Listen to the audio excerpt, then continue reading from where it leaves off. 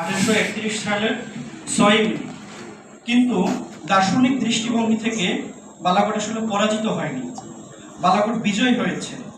বালাকোট এই দিক থেকে বিজয়ী হয়েছে যে বালাকোটের ধারা প্রবাহিত হয়ে সর্বোপরি আমরা একটি মুসলিম রাষ্ট্র পেয়েছি, যেটা 1947-এ। এটা হলো বালাকোটের অন্যতম সফলতার একটি জায়গা। আর এটা নিয়ে কথা বলতে গেলে আলাদা একটি সেমিনারের প্রয়োজন হবে।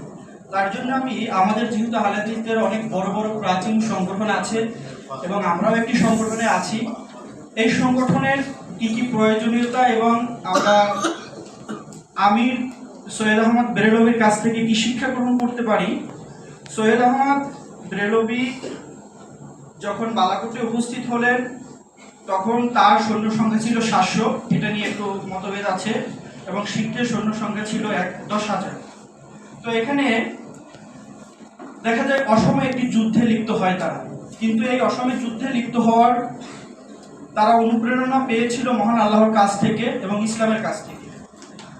আমি যদি তরুণদেরকে জিজ্ঞেস করি এই বালাকোটের ময়দানে যুদ্ধে লিপ্ত হওয়ার অন্যতম প্রধান কারণ কি ছিল, কেউ কি একজন বলতে পারবেন? আচ্ছা, আমি বলে দিচ্ছি। বালাকোটে এই যুদ্ধের অন্যতম বড় উদ্দেশ্য ছিল কাশ্মীর ও পাঞ্জাব অঞ্চলকে শিখ মুক্ত করে একটি ইসলামী রাষ্ট্র প্রতিষ্ঠা করা খেলাফতের আদলে।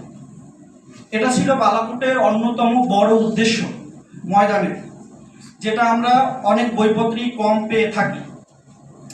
এরপরে 1827 সালে এখানে দেখলাম সেমিনারে 1828 বলা হয়েছে, যদিও সালটা নিয়ে একটু বিতর্ক আছে।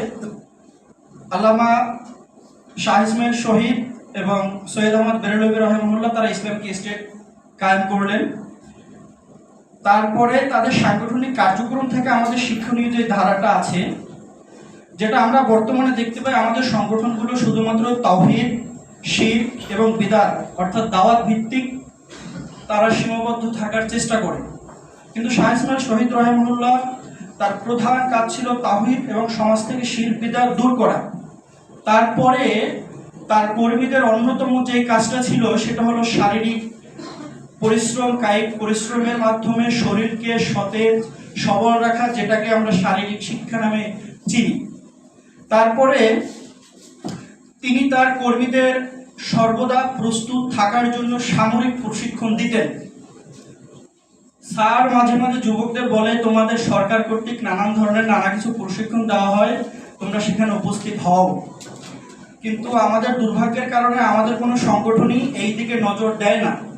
কিন্তু আমাদের দার্শনিক, আমাদের নেতা আল্লামা আব্দুল্লাহ কাফি আল কুরাইশি তার 1948 সালে লিখিত গঠনতন্ত্রে অনেক সুন্দরভাবে এই দিকে নজর দিয়েছিলেন যে যুবকদের শরীর চর্চার দিকে মনোযোগ রাখতে হবে। তারপরে তার সাংগঠনিক ধারার অন্যতম একটি কাজ ছিল রাষ্ট্র পরিচালনার শিক্ষা গ্রহণ করা। অর্থাৎ যদি আমরা একটা রাষ্ট্র নতুন গঠন করে ফেলি, তাহলে সেই রাষ্ট্রটা কিভাবে চলবে, হঠাৎ করে তো আমরা চালাতে পারবো না। রাষ্ট্র পরিচালনার জন্য অনেক কিছু প্রয়োজন হবে, অনেক কিছু ভাবার প্রয়োজন আছে, অনেক কিছু বোঝার প্রয়োজন আছে, কিন্তু সেটা হঠাৎ করে হয় না। যার জন্য সৈয়দ আহমদ বেরেলভি রহমাহুল্লাহ এই দিকে নজর দিয়েছিলেন। এরপরে গোপন যোগাযোগের ভিত্তিতে একটা সংগঠনের অনেক কিছু থাকে যেগুলো গোপনে পরিচালনা করতে হয়, পাবলিকের জন্য নয়। এই দিকটা সৈয়দ আহমদ বেরেলভি রহমাহুল্লাহ তিনি নজর দিয়েছিলেন, কিন্তু আমরা বর্তমানে এই দিকটায় খুবই গাফেল আমাদের সংগঠনগুলো।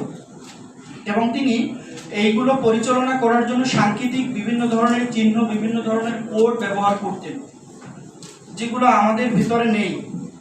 এরপরে তিনি গুপ্তচর নিয়োগ করে শিখ এবং ইংরেজদের ভিতরে যেই তথ্য আদান প্রদানগুলো হতো, তারা কিভাবে যুদ্ধ প্রস্তুতি নিচ্ছে, তারা কিভাবে আমাদের বিরুদ্ধে কি কি ষড়যন্ত্র করতেছে, এইগুলো সম্পর্কে তিনি গুপ্তচরের মাধ্যমে খবর পেতেন।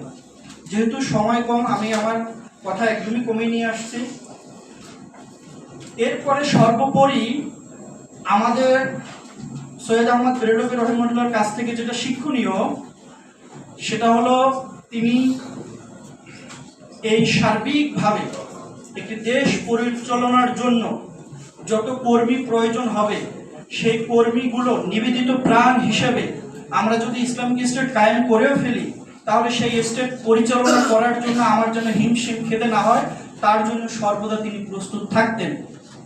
এবং যেই ধারণাটা আমাদের আহলে হাদিস জামাতের সম্মানিত আমির দিয়ে থাকেন, কিন্তু আমরা অনেকেই সেটা বুঝতে ভুল করি। সৈয়দ আহমদ বেরলভী রহমুল্লাহ চাইলেই পারতেন 2-4টা মাদ্রাসা, 2-4টা মসজিদ প্রতিষ্ঠা করে সেখানে বসে যেতে, তাহলে আর বালাকোট হতো না। আর যেটা স্যার বারবার বলে থাকেন আমাদেরকে। তো সর্বশেষ কথা হলো, পাকিস্তানের প্রধানমন্ত্রী বেনজির ভুট্টো তার বিখ্যাত বই ডটার অফ দ্য ইস্ট বইয়ের ভিতরে বলেছিলেন, you can impression a man but not an idea, you can exile a man but not an idea, you can kill a man but not a idea. আপনি একজন মানুষকে কারাবন্দী করতে পারবেন, কিন্তু আপনি তার আইডিয়াকে নয়। আপনি একজন মানুষকে নির্বাসন দিতে পারবেন, কিন্তু তার আইডিয়াকে নয়। আপনি একজনকে হত্যা করতে পারবেন, কিন্তু তার আইডিয়াকে নয়। তো সর্বোপরি কথা হলো, সৈয়দ আহমদ বেরলভীর আন্দোলনের আমরা আইডিয়াকে ধারণ করে আমরা উদ্দীপ্ত হই, তরুণ সমাজ, আমরা দেশ সমাজ জাতিকে নিয়ে ভাবনা শুরু করি, আজাদির আন্দোলনকে আমরা চেতনায় ধারণ করি।